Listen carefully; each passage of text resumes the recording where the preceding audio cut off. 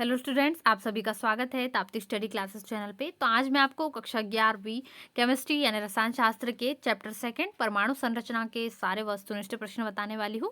क्योंकि इसके पहले हम इसके सारे जो प्रश्न है ये देख चुके हैं, प्रश्नोत्तर जो पूरे हैं वो देख चुके हैं। हमारे सिर्फ ऑब्जेक्टिव बचे थे 3 अंक वाले और 2 अंक वाले। ये सारे प्रश्न मैं बता चुकी हूँ। यदि अभी तक आपने वीडियो नहीं देखी है तो फटाफट प्ले में जाइए, वहाँ पर ये वीडियो ऐड है। वहाँ पे पूरे प्रश्न मैंने कोई भी प्रश्न नहीं छोड़ा। ये पूरे प्रश्न 12 प्रश्नों के उत्तर पूरे मैंने बता दिए हैं। तो जाइए और फटाफट 3 से 2 अंक वाले प्रश्नों को देख लीजिए। अब जो ऑब्जेक्टिव छूटे थे वो हम इस वीडियो में देखने वाले हैं, तो पूरे ऑब्जेक्टिव आपको अच्छे से नोट करना है।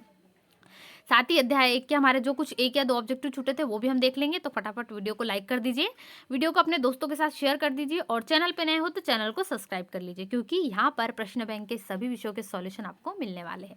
तो चलिए शुरू करते हैं। तो 1 अंक वाले यानी कि वस्तुनिष्ठ प्रश्न में पहला प्रश्न है, किसी तत्व का परमाणु क्रमांक 27 है तो यहाँ पर उसके परमाणुओं में न्यूट्रॉनों की संख्या कितनी होंगी? 14 हो जाएगी। यहाँ पर 14 आपको दी गई, तो इलेक्ट्रॉनों की संख्या आपको पूछी गई यहाँ पर क्वेश्चन में। तो इसका सही उत्तर क्या आ जाएगा? बी नंबर का 27 यानी 27 पहले का सही उत्तर है। अब बढ़ते हैं दूसरे प्रश्न की ओर। हाइड्रोजन वर्ण के अनिश्चितता सिद्धांत के अनुसार आपको बताना है इसका सही उत्तर क्या हो जाएगा। Del X del P is equal to H upon 4 pi, ये सही इसका उत्तर होगा ए नंबर का ऑप्शन का। तो आपको टिक कर लेना है। उसके बाद हम बढ़ रहे हैं प्रश्न क्रमांक 3 की ओर। यहाँ पर आपको क्या दिया है? n इज इक्वल टू 3 है। सभी हिंदी माध्यम छात्रों के लिए खुशखबरी, डाउटनेट पर चल रहा है एक बवाल ऑफर, जहां 9वीं-10वीं का पूरा कोर्स सभी सब्जेक्ट्स के साथ दिया जा रहा है 30,000 रुपए नहीं बल्कि सिर्फ 3,000 रुपए में, और 11वीं-12वीं का पूरा 50,000 वाला कोर्स दिया जा रहा है सिर्फ 5,000 रुपए में। इस कोर्स में डेली वीडियो क्लासेस, रोजाना होमवर्क, डाउट्स के समाधान, टीचर नोट्स, पिछले सालों के पेपर सॉल्व, क्विज और अंत में पूरे कोर्स का रिवीजन भी। इस कोर्स का लिंक डिस्क्रिप्शन में दे दिया गया है। एक और मजे की बात, इस लिंक पर जाकर यदि आप ताप्ती कूपन कोड लगाए तो 500 रुपए की और छूट पा सकते हैं।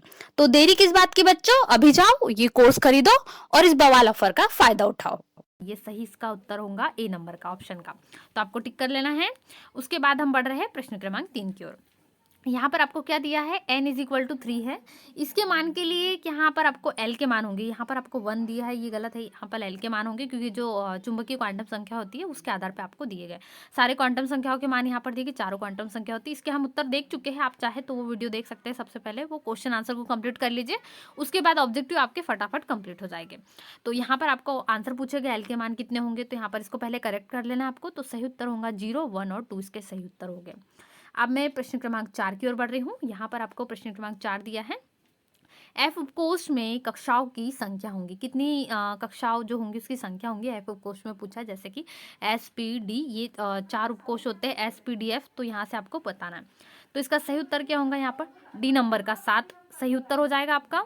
तो अगला प्रश्न यहाँ पर जो है आपको यहाँ पर पूछा गया है प्रश्न क्रमांक 5, द्विगंशी क्वांटम संख्या वाले उपकोष में कुल कक्षाओं की संख्या। इसका सही उत्तर आपको पता है क्या होगा? 12+1 होगा। यहाँ पर आपको लिखना है 12+1, ए नंबर का आंसर आपका बिल्कुल सही होगा। इसी आधार पर आप निकालते हैं इसमें क्वांटम संख्याओं के मान। तो यहाँ पर एल का मान आप रख देते हैं भिन्न प्रकार से, तो 12+1 इसका सही उत्तर होगा। प्रश्न क्रमांक 6 की ओर बढ़ रहे हैं, मुख्य क्वांटम संख्या n बराबर इसे 3 से संबंधित कक्षाओं की कुल संख्या क्या होती है? आपको उत्तर लिखना है। तो इसका सही उत्तर क्या हो जाएगा? यहाँ पर इसका सही उत्तर होगा डी नंबर का 9। यहाँ पर आपको मुख्य क्वांटम संख्या में संबंधित कक्षाओं की कुल संख्या हो जाएगी। अब प्रश्न क्रमांक 7 की ओर बढ़ रहे हैं। यहाँ पर आपको दिया है n बराबर इसे 2, l बराबर इसे 1 के लिए एसपीडीएफ संकेतन क्या होंगे? तो यहाँ पर इसका सही उत्तर क्या हो जाएगा? ए नंबर का 2p हो जाएगा इसका सही उत्तर, क्योंकि यहाँ पर n और l के मान एक है। तो यहाँ पर मैंने चार्ट भी बताया है, जो प्रश्न उत्तर उसमें बताया। सबसे पहला क्वेश्चन यहाँ पर मैंने 3px वाला जो था उसमें मैंने सबसे पहले जो क्वांटम संख्या उसका पूरा चार्ट आप देख सकते हैं। तो उस चार्ट में आपको पूरा मिल जाएगा, वहाँ से जाके भी आप इनका सॉल्यूशन निकाल सकते हैं। अब बढ़ते हैं प्रश्न क्रमांक 8 की ओर। यहाँ पहला प्रश्न है, एक सूक्ष्मदर्शी उपयुक्त फोटान का उपयोग करके किस परमाणु में इलेक्ट्रॉन की स्थिति जानने के लिए प्रयुक्त होता है? इसकी स्थिति में अनिश्चितता किस समीकरण द्वारा ज्ञात करते हैं? इसका सही उत्तर क्या होगा? श्रोडिंगर समीकरण से, यानी कि बी नंबर का सही उत्तर होगा। तो ये आपके हो गए 8 क्वेश्चन। उसके बाद 9वां क्वेश्चन है आपको यहाँ पर दिया गया है, हाइड्रोजन परमाणु में n इज इक्वल टू 5 अवस्था में n इज इक्वल टू 2 संक्रमण के दौरान उत्सर्जित फोटान की आवृत्ति निम्न समीकरण से ज्ञात करेंगे। इसका सही उत्तर क्या होगा? बी नंबर का लैम्डा बराबर इसे c/v इसका सही उत्तर होगा। तो आपको ये लगाना है। अब आगे बढ़ते हैं 10वें प्रश्न की ओर। गति कर रहे कण की तरंग दैर्घ्य ज्ञात कर सकते हैं, तो इसका सही उत्तर क्या होगा, यहाँ पर आपको लगाना है। तो यहाँ पर आपका सही उत्तर जो होगा ये भी बी नंबर का होगा, जो गति कर रहे तरंग दैर्घ्य यानी लैम्डा की तरंग दैर्घ्य को बताता है एक सूक्ष्मदर्शी के लिए। तो यहाँ पर आपको ये लिखना है, तो ये आपका बिल्कुल सही उत्तर है। तो यहाँ पर आपका लैम्डा बराबर से एच अपॉन लैम्डा बराबर से सी अपॉन वी आपका सही उत्तर होगा। तो यहाँ पर तरंग दैर्घ्य लैम्डा का ही मान है, दोनों प्रश्नों का उत्तर सेम आएगा, क्योंकि यहाँ पर जो उत्सर्जित है यहाँ पर तरंग के लिए भी है और दोनों के लिए। और साथ ही 2 और 3 अंक वाले प्रश्न तो हम पहले ही देख चुके हैं, इसके सारे सॉल्यूशंस ये पूरे हम देख चुके हैं। ये पूरे प्रश्न मैंने कोई भी प्रश्न छोड़ा नहीं है, वो वीडियो आपको देखना है। मैंने पहले बहुत बड़े वाले क्वेश्चन दे दिए थे, क्योंकि याद करने में आपको कोई भी दिक्कत ना हो और फटाफट आप याद कर सके, इसलिए मैं ऑब्जेक्टिव आपको अंत में दे रही हूँ। मैंने बोला था आपको ऑब्जेक्टिव मिलेंगे इसी चैनल पे, तो ये ऑब्जेक्टिव आपको प्रोवाइड करा रही हूँ। चलिए अब चैप्टर 1 जो हमारे कुछ क्वेश्चन छूटे थे, जो बहुत से बच्चों को नहीं मिल पा रहे थे, तो यहाँ पर मैं आपको वो भी आंसर बता देती हूँ जो आपको नहीं मिल पा रहे थे। तो यहाँ से हमारा कौन सा क्वेश्चन छूटा था वो देख लेते हैं सबसे पहले। तो यहाँ पर हमारे जो छूटे वाले क्वेश्चन थे उसमें थे क्वेश्चन नंबर 6 और 7, जो दोनों छूटे हुए थे। तो क्वेश्चन नंबर 6 जो है वो किसी भी राशि के विभिन्न मापनों के सामीप्य को व्यक्त करती है उसकी परिशुद्धता। यहाँ पर आप आंसर क्या लिख लेंगे, परिशुद्धता व्यक्त करती है। और उसके बाद में जो यहाँ पर आपको मोल अभिकर्मक पूछा गया, यहाँ पे सीमांत अभिकर्मक होगा, तो मोल अभिकर्मक पूछा है, इसका उत्तर सीमांत अभिकर्मक होगा। तो दोनों उत्तर भी कंप्लीट हो गए। इसके अलावा तो मैंने सारे प्रश्न बता दिए थे, कोई दिक्कत नहीं है। इसके सारे मैंने जो यहाँ पर 2 और 3 अंक वाले भी प्रश्नों के उत्तर भी बता दिए, पूरे मोलरता की परिभाषा तक के सारे प्रश्नों के उत्तर बता दिए, वस्तुनिष्ठ भी पहले बता दिए थे। जो 2 छूटे थे मैंने बोला था जल्दी बताऊंगी, और यदि आपसे बनते थे तो मैंने करने के लिए भी कहा था, लेकिन बहुत से स्टूडेंट जिनसे नहीं बन पा रहे थे, इसलिए मैं इसको फिर से बता रही हूँ। तो आप इनको अच्छे से कर लीजिए। ये सारे चैप्टर्स के सॉल्यूशन, इससे हमारे चैप्टर पूरे कंप्लीट हो जाते हैं। प्रश्न उत्तर भी देख लिए हमने, साथ ही आप नेक्स्ट चैप्टर के सॉल्यूशंस भी आपको जल्दी मिलने वाले, इसलिए चैनल को सब्सक्राइब कर लीजिए, क्योंकि सारे विषयों के प्रश्नों के उत्तर आपको इसी चैनल पर मिलेंगे। तो मिलते हैं नए वीडियो में, तब तक वीडियो को लाइक कर दीजिए, वीडियो को अपने दोस्तों के साथ शेयर कर दीजिए, टेलीग्राम ग्रुप ज्वाइन कर लीजिए, जहाँ पर आपको क्वेश्चन बैंक की PDF पहले से शेयर है, वहाँ से आप डाउनलोड कर सकते हैं। मिलते हैं नए वीडियो में, thanks for watching. Hello students, आप सभी का स्वागत है ताप्ती स्टडी क्लासेस चैनल पे।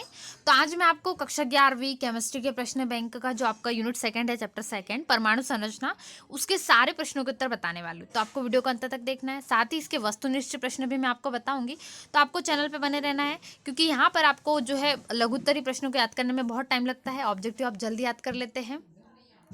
और साथ ही इसके पहले जो फर्स्ट यूनिट थी, फर्स्ट चैप्टर, मैंने पूरी कंप्लीट कर दी है केमिस्ट्री की, तो आपको वहाँ पर प्लेलिस्ट बना दी है मैंने प्रश्न बैंक के सॉल्यूशन के लिए, उसको आप देख सकते हैं। वहाँ पर आपको सारे विषयों के सॉल्यूशन मिल जाएंगे क्लास 11th के।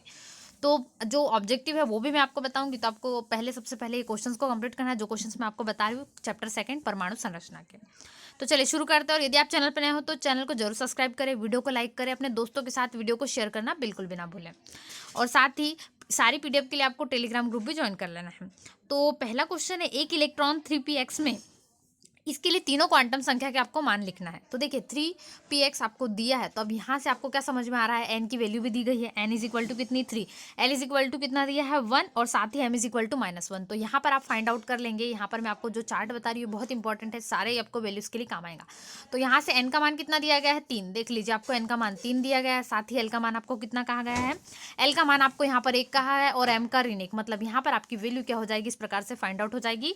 तो आपको यहाँ पर इनके पर सिर्फ नाम लिखना है, जो क्वांटम संख्या है। तो ये कौन कौन सी क्वांटम संख्या हो गई, मुख्य क्वांटम संख्या। सभी हिंदी माध्यम छात्रों के लिए खुशखबरी, डाउटनेट पर चल रहा है एक बवाल ऑफर, जहां 9वीं 10वीं का पूरा कोर्स सभी सब्जेक्ट्स के साथ दिया जा रहा है 30,000 रुपए नहीं बल्कि सिर्फ 3,000 रुपए में। और 11वीं 12वीं का पूरा 50,000 वाला कोर्स दिया जा रहा है सिर्फ 5,000 रुपए में। इस कोर्स में डेली वीडियो क्लासेस, रोजाना होमवर्क, डाउट्स के समाधान, टीचर नोट्स, पिछले सालों के पेपर सॉल्व, क्विज और अंत में पूरे कोर्स का रिवीजन भी।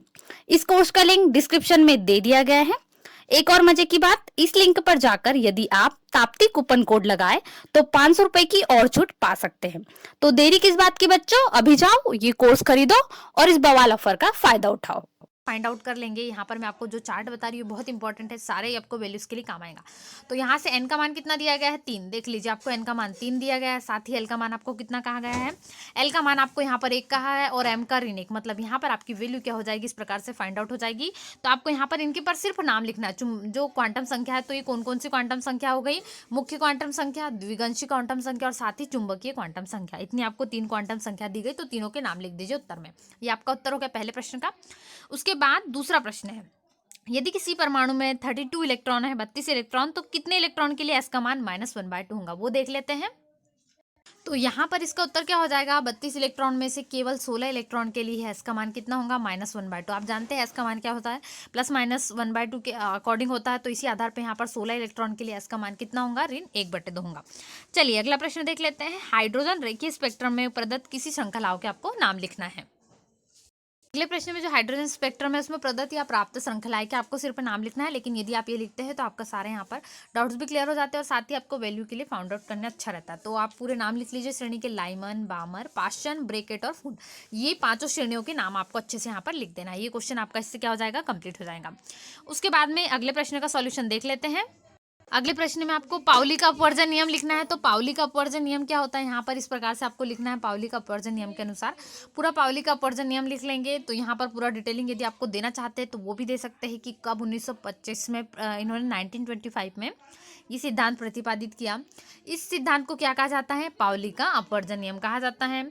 और क्यों उपयोगी सिद्ध हुआ, तो इस नियम के अनुसार ये जो ब्लैक लाइन आपको दिख रही है, इस ब्लैक लाइन को आपको लिखना है इन्वर्टेड कॉमा में। तो ये बहुत इंपॉर्टेंट लाइन है, मतलब इसी पर इसका नियम बेस्ड है। उसके बाद आप चाहे तो यहाँ पर संख्याओं के अनुसार इसको दर्शा भी सकते हैं, के उपकोष अनुसार इसको इस प्रकार से बना सकते हैं। चाहे तो पूरा भी आप सॉल्यूशन इसको लिख सकते हैं, लेकिन आपको कम अंक में है तो अनुप्रयोग नहीं लिखेंगे आप। यदि लिखना चाहते हैं तो लिख भी सकते हैं। सॉल्यूशन रेडी हो जाएगा आपके लिए यदि आगे आपको पूछा जाता है तो। पर पाउली का अपवर्जन नियम हमेशा पूछा जाता है, इसलिए इसको आपको अच्छे से नोट कर लेना है। अगले प्रश्न की ओर बढ़ते हैं। क्या दिया गया है आपको अगला प्रश्न, और साथ ही इसके साथ में आपको एक प्रश्न और पूछा था। यहाँ पर आपको अंतर बताना था, जैसे कि यहाँ पर पूछा था इलेक्ट्रॉन की क्वांटम संख्या में अंतर कौन सी क्वांटम संख्या के अनुसार होता है, वो भी बताना था। तो उसका उत्तर यहाँ पर आपको जो दूसरे शब्दों में दिया गया है, यहाँ पर उसका अंतर आपको मिल जाएगा। तो अंतर क्यों होता है ये भी पूरा यहाँ पर आप लिख सकते हैं। उसके बाद में अगला प्रश्न है। अगले प्रश्न में आपको आबाहु शब्द का अर्थ पूछा गया है। तो क्या होगा, आबाहु एक जर्मन भाषा का शब्द है जिसका अर्थ है क्रमिक रचना। इतना पूछा गया है। और साथ ही में क्या पूछा है, आपको यहाँ पर बताना है, इस नियम को भी बताना है। जैसे कि यहाँ पर पूरा नियम है किसे कहते हैं, तो आप चाहे तो यहाँ पर N+L नियम इसे कहा जाता है। कक्षकों में इलेक्ट्रॉन भरने का संबंधी नियम भी बहुत बार पूछा जाता है। मैक्सिमम हर साल ये क्वेश्चन आता है, तो इसको आपको तैयार करना है। चाहे तो इतना पूरे इसके जो मुख्य नियम है वो 2 बिंदु विचारणी, ये भी आप लिख सकते हैं, या नहीं तो सिर्फ इसका आप इलेक्ट्रॉन प्रवेश करते हैं तक इसको एग्जाम्पल के तहत इसका दे सकते हैं सॉल्यूशन। उसके बाद में अगला प्रश्न हम देख लेते हैं किस प्रकार से आपको दिया गया है। अगले प्रश्न में आपको पी ऑर्बिटल है उसकी संरचना बताना है। तो यहाँ पर पी ऑर्बिटल के बारे में आप डिटेलिंग नहीं भी लिखना चाहते हैं तो यहाँ से इतना डिटेलिंग यदि लिखना चाहते हैं तो लिख सकते हैं। पर आपको यहाँ पर चित्र पूछे तो ये पूरे px, py, pz ये तीनों क्या है, पी ऑर्बिटलों की संरचना है। देखना है आपको किस प्रकार से इसको लिखना है। तो यहाँ पर पूरे चित्र बनाना बहुत जरूरी है। आपको क्वेश्चन में चित्र भी पूछा गया है, आकृति। तो पी ऑर्बिटल्स के तीनों px, py, pz मुख्य रूप से आपको बनाना है। साथ ही यहाँ पर जो कंबाइन यहाँ पर दिख रहा है आपको, ये भी चित्र इस प्रकार से बनाना है। क्या होती है इनकी आकृति, डमरू के आकार की होती है, डंबल आकार की होती है, इनको कहा जाता है। तो ये आकृति आपको बना लेना है। साथ ही यदि 2 अंक में इसकी डिटेलिंग आए तो ये भी आपको यहाँ पर लिख लेना है किस प्रकार से आपको पी आकृति की यहाँ डिटेलिंग दिख रही है। पी उपकोष, पी कक्षक में कितने होते हैं ये आपको बता देना है। तो ये भी लिख सकते हैं। अगले प्रश्न का देख लेते हैं क्या है। अगले प्रश्न में आपको क्रोमियम का परमाणु क्रमांक यहाँ पे बताना है। 24 होता है वैसे, और उसका इलेक्ट्रॉनिक विन्यास भी बताना है। तो क्रोमियम का हमने यहाँ पर Cr का 24 का इलेक्ट्रॉनिक विन्यास निकाला। तो 1s², 2s², 2p6, 3s², 3p6, 3d4 और 4s²। ये हमने पूरा क्या बनाया, इलेक्ट्रॉनिक विन्यास बनाया। तो इस प्रकार से बनाया हमने इलेक्ट्रॉनिक विन्यास। लेकिन इस इलेक्ट्रॉनिक विन्यास को लिखते समय हमने किन बातों का ध्यान रखा, तो ये आपको लिखना है इस प्रकार से। क्योंकि जब भी कोई इलेक्ट्रॉनिक विन्यास हम लिखते हैं उस समय हमें किन किन बातों का ध्यान रखना होता है। क्योंकि आपको कम अंक में पूछा है तो सबसे पहले आप लिखेंगे किसी तत्व का इलेक्ट्रॉनिक विन्यास लिखने के लिए उसका परमाणु क्रमांक ज्ञात होना आवश्यक है। तो सबसे पहले हमने उसका परमाणु क्रमांक आवश्यक हमें लगता है, क्योंकि इलेक्ट्रॉनिक विन्यास लिखते समय यदि कब लिखेंगे आप, जब आपको परमाणु क्रमांक ज्ञात होगा। यदि आपको परमाणु क्रमांक ही नहीं पता है तो आप कैसे लिखोगे इलेक्ट्रॉनिक विन्यास, इसलिए आपको इस प्रकार से लिखना होगा। उसके बाद यहाँ पर आपको जो इलेक्ट्रॉनिक संख्या है उनके अनुसार भी लिखना होगा। ये पूरे नियम आप यहाँ पर लिख सकते हैं, ये आपको पूछा जाता है तो इसको तैयार कर लेना है। पूरे नियम आप यहाँ पर आपको कोबाल्ट का एग्जांपल दिया है, तो यहाँ क्रोमियम का भी जो मैंने बताया आपको Cr24 इसका मैंने बताया आपको इलेक्ट्रॉनिक विन्यास निकाल के वो भी लिख सकते हैं। इस प्रकार से आपको लिख लेना है। चलिए अगला क्वेश्चन देख लेते हैं। अगले क्वेश्चन में आपको पूछा है द्रव्य के द्वैत व्यवहार यानी कि दोहरी प्रकृति वाला जो है किस वैज्ञानिक ने प्रतिपादित किया, और साथ ही इसे प्रदर्शित करने वाला समीकरण। तो बहुत छोटा सा आंसर है, 2-3 लाइन में खत्म हो जाएगा। तो जो द्वैत व्यवहार है वो किसने प्रदर्शित किया, द्वैत की प्रकृति की परिकल्पना डी ब्रॉगली ने की, यानी कि डी ब्रॉगली ही वैज्ञानिक थे जिन्होंने द्वैत प्रकृति वाले व्यवहार को बताया, वो वैज्ञानिक थे। तो ये आपको लिखना है। उसके बाद में क्या उत्तर होगा, उसके बाद में यहाँ पर डी ब्रॉगली समीकरण पूछा गया। तो डी ब्रॉगली समीकरण क्या होता है, यहाँ पर जो आपको बॉक्स में दिख रहा है lambda is equal to H upon M C, यही डी ब्रॉगली समीकरण कहलाता है जो आपको बोला गया है प्रदर्शित करने वाला समीकरण। तो ये उत्तर आपके बहुत छोटे से है, तो इनको आप लिख सकते हैं, इसी आधार पे आपको लिख लेना है। उसके बाद में अगला प्रश्न यहाँ पर आपको पूछा गया है, बोर के परमाणु मॉडल की 3 कमियां लिखना है। मतलब उनकी इसमें बोर के जो परमाणु मॉडल थे उसमें क्या दोष थे। तो लिमिटेशंस इसको कहेंगे हम, यानी सीमाएं भी बोल सकते हैं। तो ये कमियां उनकी थी। तो यहाँ पर मैं आपको 5 कमियां बता दे रही हूँ। वैसे आपको कम अंक में है तो आप कोई भी जो छोटी छोटी आपको लगती हो वो याद कर सकते हैं। जैसे कि 4th और 5th है, चाहे तो कोई भी आपको यहाँ पर याद करना है, लेकिन खासकर आपको जीवन प्रभाव से भी यहाँ पर ऑब्जेक्टिव बनता है, तो ये भी तैयार आपको कर लेना है। तो ये कुछ कमियां हो गई जो बोर के परमाणु मॉडल में थी, जिनकी व्याख्या उन्होंने नहीं की थी। जैसे कि यहाँ पर स्पेक्ट्रम की बात करें तो उन्होंने क्या है, अन्य परमाणु जिनमें इलेक्ट्रॉन की संख्या अधिक होती है वो स्पेक्ट्रम की उन्होंने व्याख्या नहीं की थी, सिर्फ एक इलेक्ट्रॉन के लिए की थी। तो यहाँ पर ज़्यादा इलेक्ट्रॉन के लिए उनको सफलता नहीं मिल पाई। साथ ही ऊर्जा, त्रिज्या और वेग, ये इलेक्ट्रॉन जो परमाणु आए ना, इनके लिए भी गणना सही नहीं थी। साथ ही क्या हुआ, इलेक्ट्रॉन वितरण की व्याख्या नहीं कर पा रहा था। तो ये कुछ कमियां हैं जो उन्होंने उनके स्पेक्ट्रम में परमाणु मॉडल में हमें मिली। तो ये आपको लिख लेना है इस प्रकार से, limitation of Bohr's atomic model, ये आपको लिखना है। उसके बाद में अगले क्वेश्चन का आंसर देख लेते हैं। तो यहाँ पे अगले प्रश्न में आपको पूछा है, उत्सर्जन स्पेक्ट्रम किस प्रकार प्राप्त होते हैं। तो क्या होता है, किसी विद्युत नलिका में किसी गैस पर कम दाब रखकर विद्युत धारा प्रवाहित करने अथवा किसी पदार्थ के उच्च ताप पर गर्म करने पर निकलने वाले विकिरण को दिशा को प्रिज्म में से गुजराकर क्या लिया जाए, फोटोग्राफ लिया जाए, तो प्राप्त चित्र जो होता है वो उत्सर्जन स्पेक्ट्रम कहलाता है। ये आपको पूछा है उत्सर्जन स्पेक्ट्रम किस प्रकार प्राप्त होता है। तो आपको इतने प्रिज्म होना, उसके लिए आपको एक प्रिज्म की जरूरत होगी और साथ ही वहां से आपको विकिरण को गुजारना होगा, फोटोग्राफ जो हम लेते हैं उस आधार पर उसका उत्सर्जन स्पेक्ट्रम प्राप्त होगा। तो ये आपको लिखना था। साथ ही हाइड्रोजन को धारण देकर आपको इसको समझाना है। तो चलिए हाइड्रोजन स्पेक्ट्रम भी देख लेते हैं। साथ ही यहाँ पर स्पेक्ट्रम के प्रकार भी होते हैं, जैसे सतत स्पेक्ट्रम आपको प्राप्त करना है तो क्या करना होगा, यहाँ पर पूरी डिटेल नहीं लिखी गई है, आप चाहे तो इसको भी लिख सकते हैं कि सतत स्पेक्ट्रम में किस आधार पर होता है। और साथ ही यहाँ पर अगला स्पेक्ट्रम जो होता है वो रेखिक स्पेक्ट्रम होता है। यदि आपको डीपली क्वेश्चन लिखना है तो आप इनको भी लिख सकते हैं, तो रेखिक स्पेक्ट्रम लिख देंगे। और साथ ही अब यहाँ पर क्या होता है, एक पुंज स्पेक्ट्रम होता है। तो पुंज स्पेक्ट्रम यानी बैंड, ये भी बहुत बार पूछा जाता है। और इसके अलावा है अवशोषण स्पेक्ट्रम, यानी कि ऑब्जर्व जो होता है वो, ये भी स्पेक्ट्रम आपको यहाँ पे देख लेना है किस प्रकार से आप इसको लिखोगे। और इसके एग्जाम्पल में भी आप देख सकते हैं। लेकिन आपको क्या पूछा है, अब नेक्स्ट में हाइड्रोजन स्पेक्ट्रम पूछा है, उस आधार पे बताना है। तो यहाँ पर क्या होता है, आवर्त सारणी के समस्त तत्वों में हाइड्रोजन सबसे सरलतम है, क्योंकि इसका परमाणु क्रमांक भी छोटा है और इसके पास इलेक्ट्रॉन भी ओनली 1 है। तो यहाँ पर परमाणु स्पेक्ट्रम या रेखीय स्पेक्ट्रम हाइड्रोजन दर्शाता है। कैसे कैसे, विसर्जन नलिका में एक लाल रंग का जो प्रकाश दिखाई देता है, इसको हम गुजारेंगे किस में से, प्रिज्म में से। तो फोटोग्राफ यदि लेंगे तो वो फोटोग्राफ से हमें हाइड्रोजन स्पेक्ट्रम प्राप्त होगा। ये आपको बताना था हाइड्रोजन स्पेक्ट्रम में। तो आप चाहे तो ये बामर श्रेणी है वगैरह, इनको भी लिख सकते हैं हाइड्रोजन स्पेक्ट्रम में। कई बार आपको पूछा जाता है कि हाइड्रोजन स्पेक्ट्रम में किस प्रकार से श्रेणियां भी प्राप्त होती है, तो उदाहरण देकर आपको बताना था। तो ये इतना आप इसमें इंक्लूड कर सकते हैं। ये पूरा हाइड्रोजन स्पेक्ट्रम का ये चित्र भी आप बना सकते हैं। यहाँ पर बढ़िया से हाइड्रोजन स्पेक्ट्रम का बहुत बढ़िया चित्र आपको बनाना है। लाइमन श्रेणी वगैरह पूरी श्रेणी यहाँ पर आपको मिल जाएंगी जो कि हमने देखी थी। तो ये आपको लिख लेना है। इस प्रकार से आपका सॉल्यूशन कंप्लीट हो जाएगा। उसके बाद में यहाँ पर जो पूरी श्रेणी है इनका भी आप ऊर्जा स्तर या इलेक्ट्रॉनिक जो संरचना है, स्तर है, वो भी आप यहाँ पर बता सकते हैं। तो ये पूरा कंप्लीट हो जाएगा क्वेश्चन। उसके बाद में क्वांटम संख्या किसे कहते हैं, साथ ही क्या बताना है, यह कितने प्रकार की होती है। तो केवल यहाँ पर आपको कितने अंक का है, ये 3 से 2 अंक का है, तो ज़्यादा डिटेलिंग नहीं करना है, सिर्फ नाम भी लिख देंगे आप तो भी चलेगा। पर मैं आपको डिटेलिंग बता दे रही हूँ, यदि आप लिखना चाहते हैं तो बहुत अच्छी बात है। इसको आपको मैक्सिमम 4 नंबर का भी अंक पूछा जाता है कई बार, तो नाम भी याद रख सकते हैं। तो वे संख्या है कैसी होती, क्वांटम संख्या जो इलेक्ट्रॉन की ऊर्जा, उसकी स्थिति और कक्षक का आकार और अभिविन्यास के लिए जो संख्या निर्धारित की गई है उसे क्या कहा जाता है, उसे ही क्वांटम संख्या कहा जाता है।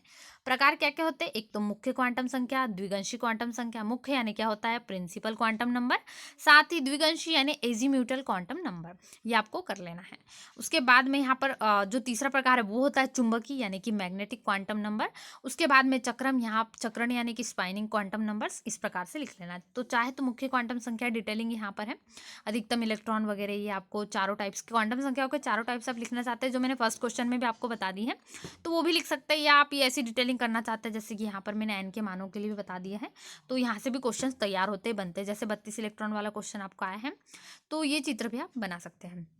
उसके बाद में द्विगंशी क्वांटम संख्या हो गई एजीम्यूथल, यहाँ पर आपको बता देना है। तो ये कोणीय संवेग के अनुसार एनएल के मान, फिर चुंबकीय क्वांटम नंबर्स को बता देना है। तो यहाँ पे इस प्रकार से आप बता देंगे, ये सारा आपका यहाँ पे सॉल्यूशन। फिर चक्रण क्वांटम संख्या जो लास्ट होता है, मैग्नेटिकल फोर्स, ये आपको बता देना है। तो यहाँ पे मैग्नेटिकल क्वांटम नंबर भी हो जाएगा। ये पूरा सॉल्यूशन इस प्रकार से, यहाँ पर उदाहरण भी दिए गए सभी के, जो क्वांटम संख्या मैंने सभी के एग्जाम्पल्स भी आपको बताए हैं, जैसे कि हीलियम का यहाँ पर और हाइड्रोजन का। तो ये पूरी क्वांटम संख्या कितने प्रकार की होती है और क्वांटम संख्या किसे कहते हैं, इसका पूरा सॉल्यूशन यहाँ पर कंप्लीट होता है। उसके बाद में अगला क्वेश्चन यहाँ पे देख लेते हैं क्या पूछा गया है। हुंड का नियम पूछा गया आपको। हुंड का नियम क्या है यहाँ पर आपको बताना है। तो देखिए कम अंक में आता है तो आपको ज़्यादा इसकी डिटेलिंग नहीं करना है, और यदि शॉर्ट में करना चाहते हैं तो शॉर्ट में किस प्रकार से करेंगे।